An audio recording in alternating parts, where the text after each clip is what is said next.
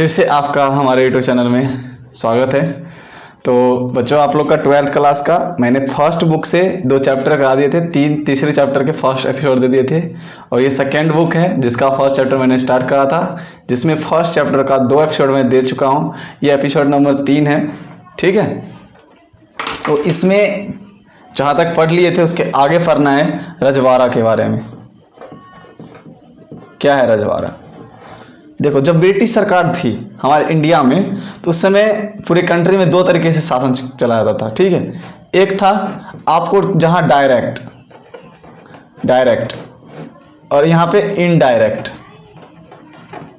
It means कि British के भी जो अधिकारी थे, अंग्रेज यहाँ पे कुछ ऐसा जगह था, कुछ ऐसी क्षेत्र थे जहाँ पे अंग्रेज सीधा शासन करते थे, ठीक है। कुछ ऐसे क्षेत्र थे जहाँ पे इन्होंने राजाओं को नियुक्त कर रखा था।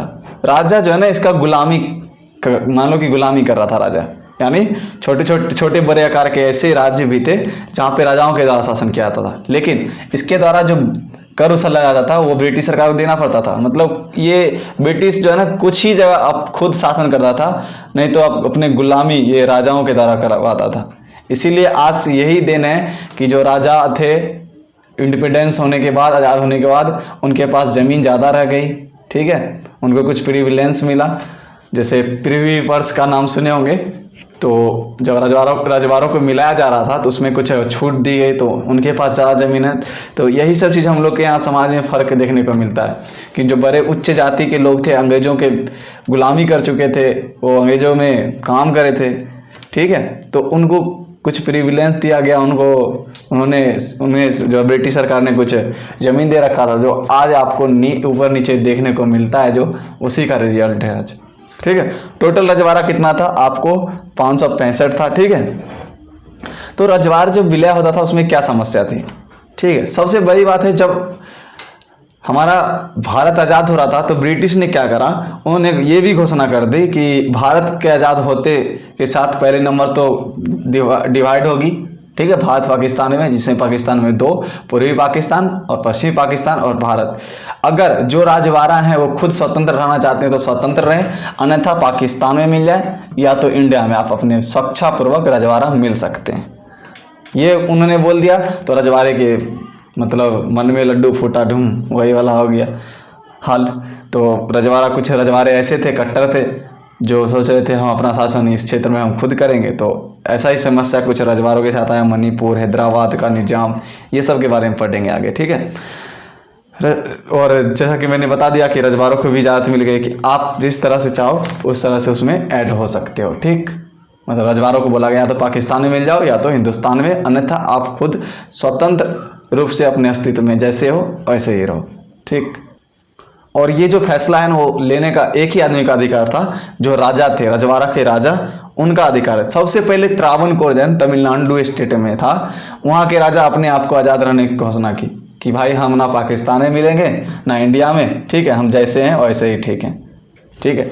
तो भाई अब नहीं मिले हो तो कुछ तो उपाय है, तो उसका उपाय भी हुआ, कुछ प्रिविलेंस भी दिया। हमारे प्रथम गृह मंत्री वल्लभ भाई पटेल ने इनमें सबसे ज़्यादा भूमिका निभाई रजवाड़ों को शामिल करने में, ठीक है। तो ज्यों ही त्रावणकोर के राजा ने अपने राज्य को आज़ाद रखने की घोषणा करी, तो हैदराबाद के निजाम, ठीक है, उन्होंने भी घोषणा कर दी। जैसे हैदराबाद का निजाम, मतलब हैदराबाद का जो निजाम लिखते हैं, लिखा हुआ है ना, वो राजा का नाम निजाम नहीं है, उस पद को निजाम बोलते हैं, ठीक है।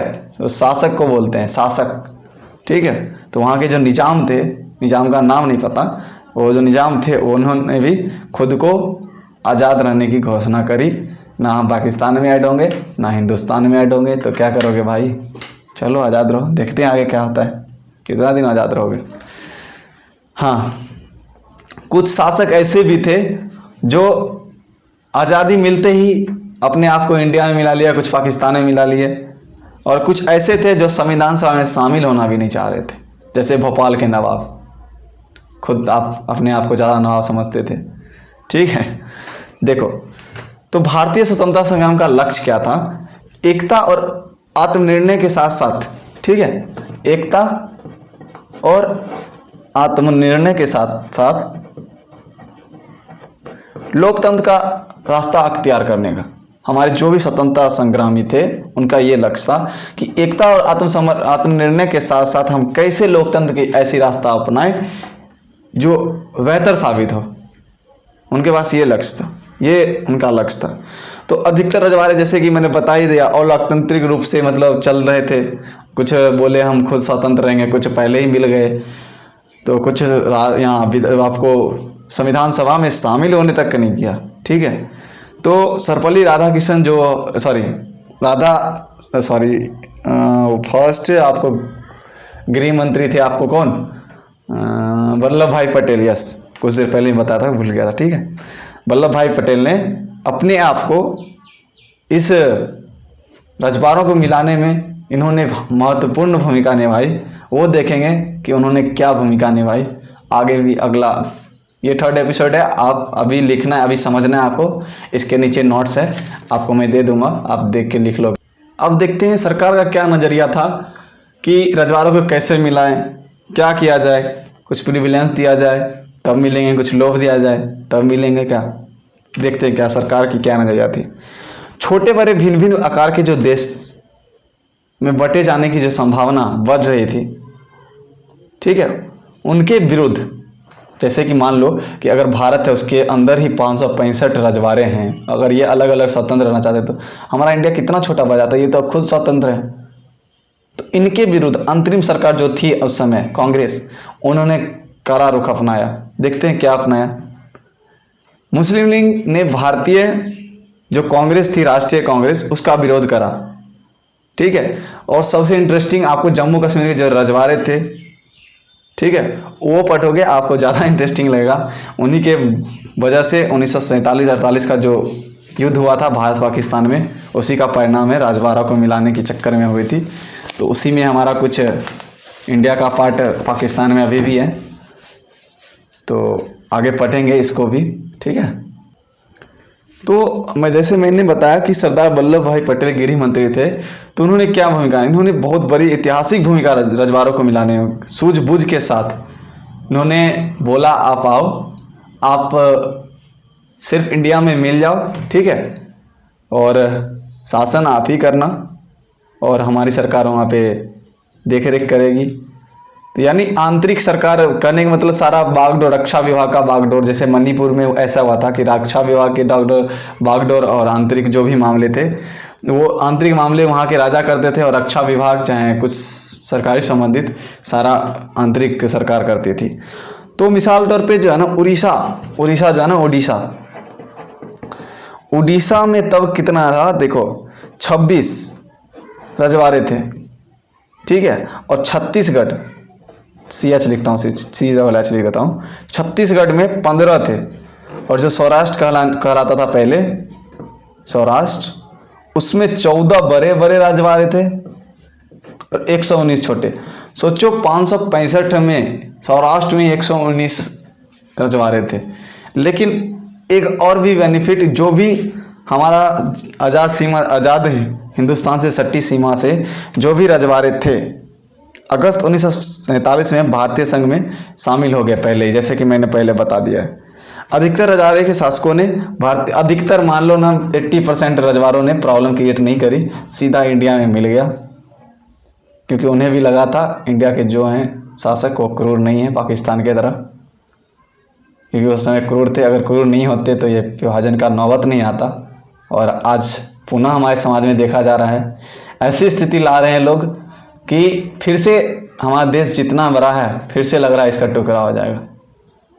तो जो भी ऐसा कर रहे हैं, क्योंकि आपको कॉन्स्टिट्यूशन ने भी अलाउड नहीं करा है कि आप अगर हिंदू हो तो मुसलमान पे वार करो, बातों से वार करो, चाहे जैसे भी, आपका धर्म भी नहीं बोलता है। और अगर आप मुसलमान हो तो आपको भी कॉन्स्टिट्यूशन अलाउड नहीं करती, आपका धर्म भी नहीं बोलता है। आप क्यों नहीं एकता की भावना से रहते हो आप लोग? हमारे फ्रीडम फाइटर का ये सपना नहीं था, आज हम लोग फ्री घूम रहे हैं, हम आज़ाद हैं। क्यों घूम रहे हैं? उनके जो बलिदान है उनको तो साकार करें, उनके सपने थे। तो कभी ये भी बात सोचा करो कि क्या आज हिंदू मुसलमान पे ठीक कर रहा है? क्या आज मुसलमान हिंदू पे ठीक कर रहा है? कोई किसी पे ठीक और गलत नहीं कर रहा। बस जो गलत करे उसको सजा दो, पूरी कम्युनिटी को गलत मत बोलो। ये मेरा मानना है, आगे आपका विषय कि आप क्या मानते हो नहीं मानते हो, ठीक है। सो जो भी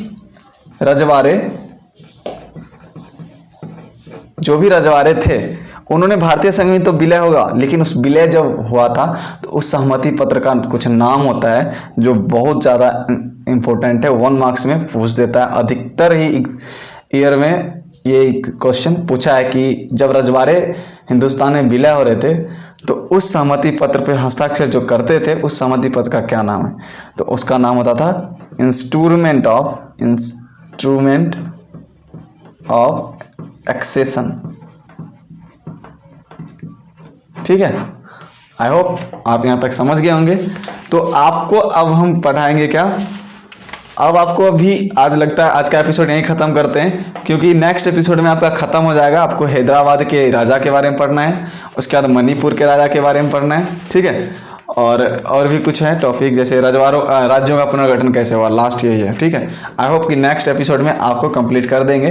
तो इसके नीचे आपका नोट्स है, वो मैं दिखा देता हूँ आपको नोट्स, ठीक है। जितना मैंने पढ़ाया है उतना का नोट्स है। आप एक वीडियो आज देखो तो नाइट तक कोशिश करो कि मैं नोट डाउन कर लूँ अपने बुक में अगेन देखकर इस वीडियो को, ठीक है। ताकि क्या होगा ना, अगर आप एक बार देखो, जैसे कि मैं एक पेज सादा पेज पे बताता हूँ, ये कहानी की तरह बताता हूँ, ठीक है।